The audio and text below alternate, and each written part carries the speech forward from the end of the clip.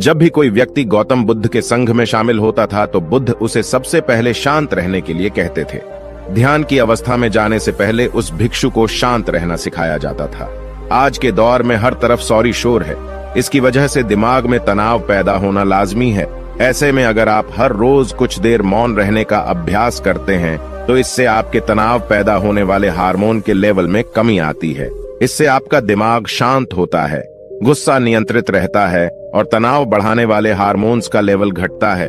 आज के इस वीडियो में हम जानेंगे कि किन मौकों पर हमें शांत रहना है और किन मौकों पर हमें बोलना है और शांत रहने से हमारे अंदर क्या बदलाव आ सकता है। दोस्तों, संध्या काल का समय था।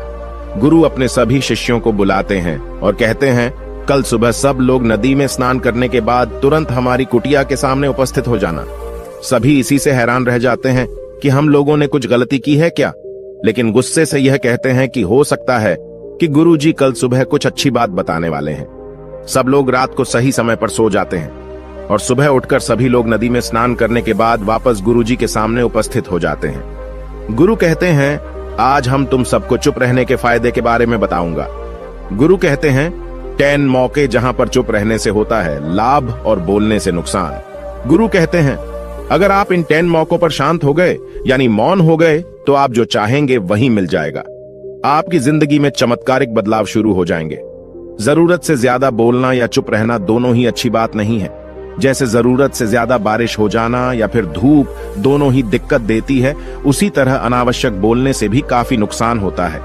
गुरु कहते हैं कि पहला ऐसा मौका जहां पर व्यक्ति को चुप रहना चाहिए, बिना तथ्य के ना बोले। गुरु ने कहा, अगर आपके पास कोई तथ्य नहीं है तो वहां चुप रहने में ही भलाई है। चुप बैठने से दिमाग में नई कोशिकाओं का निर्माण होता है और इससे ज्ञान की वृद्धि होती है। बोलने में भलाई वही है जहां आपको किसी चीज के बारे में पूरा ज्ञान हो। अगर आप बिना तथ्य के कहीं बोलते हैं या फिर बेवजह बोलते हैं तो आपका वहां मजाक भी बन सकता है। अगर आपके पास पर्याप्त जानकारी नहीं है, ऐसी जगह पर बोलने से आपका मजाक तो बनी रहेगी, साथ ही साथ लोगों का भरोसा भी आपसे उठने लगेगा। इसलिए ऐसी जगह पर शांत रहो जहां तुम्हें पता ना हो कि क्या बोलना है क्या नहीं। कई बार कुछ लोग ऐसे होते हैं जो हर जगह अपनी उपस्थिति बताने लगते हैं। उन्हें पता नहीं होता है कि हमें क्या बोलना है, लेकिन फिर भी बोलते जाते हैं और फिर बाद में दूसरे लोग उनके जाने के बाद उनका मजाक उड़ाते हैं। जब तक आपको उस तथ्य के बारे में अच्छा ज्ञान नहीं है, उसके बारे में पता नहीं है, तो वहां चुप रहना ही ज्यादा समझदारी है। गुरु ने कहा, दूसरा ऐसा मौका जहां पर व्यक्ति को चुप रहना चाहिए। शब्दों से न पहुंचे ठेस, अगर आपके शब्द किसी को मानसिक ठेस पहुंचा रहे हैं तो वहां चुप हो जाना चाहिए। कमजोर व्यक्ति के बारे में कुछ भी बोलकर आप महान नहीं बन सकते हैं। महान आप किसी कमजोर का साथ देने में बनेंगे। कई बार होता है कुछ लोग अपने से छोटे व्यक्ति को भला बुरा कहते रहते हैं। सामने वाला इंसान तो कद से आपसे छोटा है, वह आपको कुछ नहीं बोलेगा, लेकिन आप उसकी नजरों में गिरते चले जाएंगे। हो सकता है कि कल वह भी आपसे पद में बड़ा हो जाए। पद में आपसे जब वह बड़ा हो जाएगा तो आज जो रवैया आपका उसके साथ है, आने वाले समय में वह भी आपके साथ वही करेगा। आप किसी को नीचा दिखाकर बड़ा नहीं बन सकते हैं। बड़ा बनना है तो अपने से छोटे लोगों का इज्जत भी करना सीखें और साथ ही साथ बड़े लोगों का भी सम्मान करना चाहिए। लोगों को लगता है कि अगर वह अकड़कर बोलेंगे और सामने वाले को नीचा गिराने की कोशिश करेंगे तो वह बड़े बन जाएंगे, तो यह उन सब की भूल है। बड़े होने की बजाय आप उनकी नजरों में गिरते चले जाएंगे। गुरु ने आगे कहा, इसलिए शिष्यों, तुम सब जब भी बोलना आदर भाव से बोलना, ताकि तुम्हारी बात लोगों को अच्छी लगे। बोलने में भाई बहन, माता पिता, मित्र इत्यादि संबोधन शब्दों का इस्तेमाल जरूर करना। इससे तुम्हारी मान प्रतिष्ठा तो बढ़ेगी ही, साथ ही साथ लोगों की नजरों में तुम समझदार व्यक्ति बनते जाओगे। गुरु ने आगे कहा, तीसरा मौका जहां पर व्यक्ति को चुप रहने में ही भलाई है।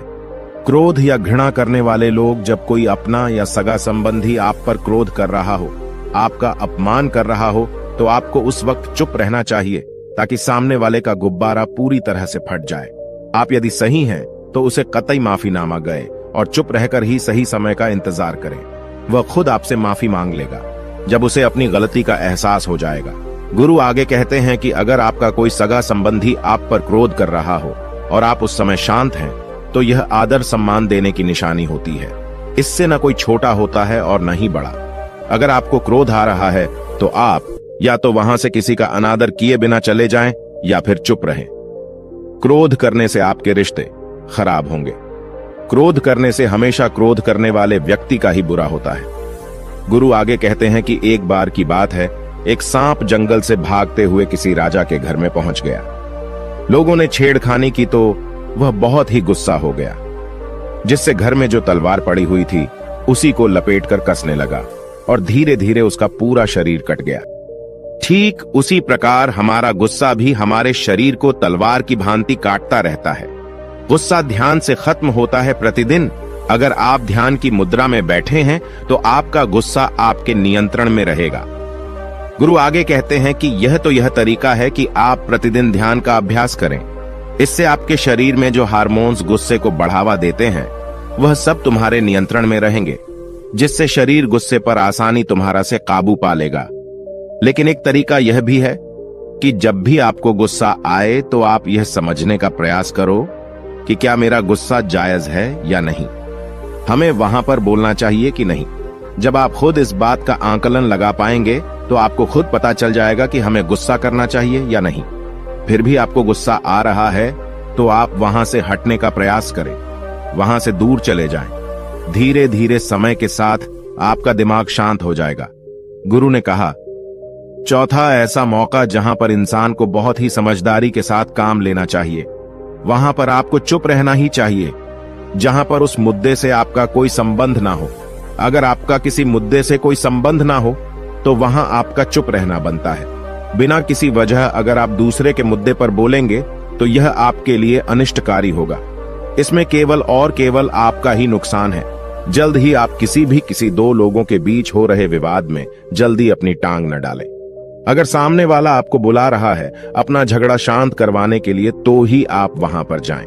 किसी की व्यक्तिगत जिंदगी में दखल अंदाजी नहीं देनी चाहिए जब तक कि वह व्यक्ति आपको नहीं बुलाता है। अपने झगड़े को शांत करवाने के लिए कुछ लोग फालतू में दूसरे के विवाद में कूद पड़ते हैं। इससे उनके मान सम्मान मर्यादा पर लोग उंगली उठाने लगते हैं। गुरु कहते हैं कि 10 मौकों में 5वां ऐसा मौका जहां पर व्यक्ति को बहुत ही समझदारी के साथ चुप रहना चाहिए। आपके शब्दों से किसी मित्र को हानि न पहुंचे। अगर आपके शब्द सामने वाले के परिवार या मित्रों की प्रतिष्ठा के बारे में बुरी झलक दिखा रहे हैं तो आपको चुप रहना चाहिए। किसी के परिवार या फिर मित्र के बारे में बुरा बोलने से केवल आप ही बुरे बनेंगे। जो चीज आसानी से खत्म की जा सकती है उसे अपने शब्दों से बड़ा न करें। बिना चिल्लाए बात करने का प्रयास करते रहना चाहिए। अगर आप बिना चिल्लाए कोई बात नहीं कह सकते तो आपका चुप रहने में ही भलाई है।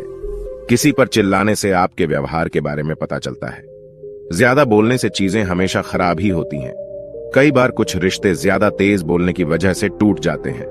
इसलिए अपनी आवाज में मीठापन लाएं। आपके शब्दों से आपके दोस्त को हानि नहीं पहुंचनी चाहिए। कभी कभी दोस्तों के जब हम मजाक हैं तो रहे कि आपके शब्दों से किसी का अनादर ना हो। मजाक को भी हमेशा शब्दों के मायने में ही रखें। जहां किसी को शब्दों से चोट लगे वहां चुप हो जाएं। ज्यादा बोलने से हमेशा नुकसान ही होता है। किसी और की प्रतिष्ठा को अपने शब्दों के माध्यम से उसे हानि नहीं पहुंचानी चाहिए। यदि आपके शब्दों से किसी और की प्रतिष्ठा को ठेस पहुंच रही है तो वहां आपको चुप हो जाना चाहिए। जब कोई व्यक्ति आपके सामने नहीं है तो आप उस व्यक्ति के बारे में बुरे शब्द किसी तीसरे व्यक्ति के सामने न बोलें। गुरु कहते हैं, छठा मौका जहां पर व्यक्ति को चुप रहना चाहिए, जब कोई कर रहा हो किसी की बुराई। जब कोई आदमी आपके सामने किसी तीसरे आदमी की बुराई कर रहा हो तब तुम्हें चुप रहकर बस सुनना चाहिए। अपनी राय व्यक्त नहीं करना चाहिए, क्योंकि जो आज आपके सामने किसी तीसरे की बुराई कर रहा है वह कल किसी और के सामने आपकी बुराई भी कर सकता है। यदि आपने कुछ कहा है तो नीति शास्त्र के अनुसार जो अपने मुंह को बंद रखता है और बुद्धि से काम करता है वही इंसान समझदार होता है। बिना जरूरत के बोलना, किसी के बारे में किसी के बीच में बोलना यह गलत बात है। कभी कभी हमारे लिए बुद्धिमानी इसी में होती है कि हमें अपना मुंह ऐसी जगह पर नहीं खोलना चाहिए। गुरु आगे कहते हैं कि 10 मौकों में 7वां ऐसा मौका जहां पर व्यक्ति को चुप रहना चाहिए, जब कोई नहीं समझे आपकी भावना। यदि आपको लग रहा है कि कोई व्यक्ति आपकी भावना, दुख या परेशानी को शब्दों में नहीं समझ रहा है, यदि आपको लग रहा है कि सामने वाला व्यक्ति आपकी भावना या दुख को या आपकी जो परेशानी है उसको वह समझ नहीं पा रहा है या समझने का प्रयास ही नहीं कर रहा है या वह आपको ध्यान से सुन ही नहीं पा रहा है, तो ऐसे व्यक्ति के सामने आप चुप ही रहें। क्योंकि ऐसे लोगों को आपकी भावना या दुख से कोई मतलब नहीं होता है। ऐसे लोगों को अपना राज बताकर आप पछताएंगे ही बाद में। इसलिए हर किसी को अपने मन की बात नहीं बतानी चाहिए। अगर आपको लग रहा है कि सामने वाला आपकी बात को नहीं समझ पा रहा है, आपकी भावनाओं को नहीं समझ पा रहा है, तो वहां पर आपको नहीं बोलना चाहिए, क्योंकि आज में आपका मजाक ही बन जाएगा जब आपको लगने लगे कि सामने वाला आपकी भावनाओं को ठीक तरीके से समझ रहा है, आप जो कह रहे हैं वह ठीक से सुन रहा है, तभी आप उसे अपनी बात कहें। गुरु कहते हैं कि 8वां मौका जहां पर आपको चुप रहना चाहिए, जब कोई इंसान अपना दुख व्यक्त करे। यदि कोई इंसान अपने दुख या परेशानी को आपको बता रहा है, तो इसका मतलब यह है कि वह आपको अपना समझ रहा है। ऐसे में तुरंत ही उसे समाधान बताने के बजाय चुप रहकर उसके दुख या समस्या को सुने। उसके दुख या समस्या को किसी और को न बताएं। वह इसलिए नहीं बता रहा है कि उसकी समस्याओं का समाधान कर देंगे, बल्कि वह इसलिए भी बता रहा है कि सामने वाला उसकी बात को समझ रहा है। कई बार बताने से दुख कम हो जाते हैं। आपको अपना दुख इसलिए बता रहा होगा कि उसे लग रहा है कि आप उसकी बात को समझ रहे हैं। दुख बांटने से कम हो जाता है। इसलिए जब कोई व्यक्ति अपना दुख आपसे व्यक्त करे, तो आप चुप मारकर उसकी बात को बहुत ही ध्यान से सुनें, ताकि उसके दुख कम हो जाएं। उसके मन का बोझ हल्का हो जाए, क्योंकि उसके मन में जो भी बातें थीं, वह आपको सब बता दिया। गुरु आगे कहते हैं कि 10 जगहों में 9 ही ऐसी जगह जहां पर आपको चुप रहना चाहिए।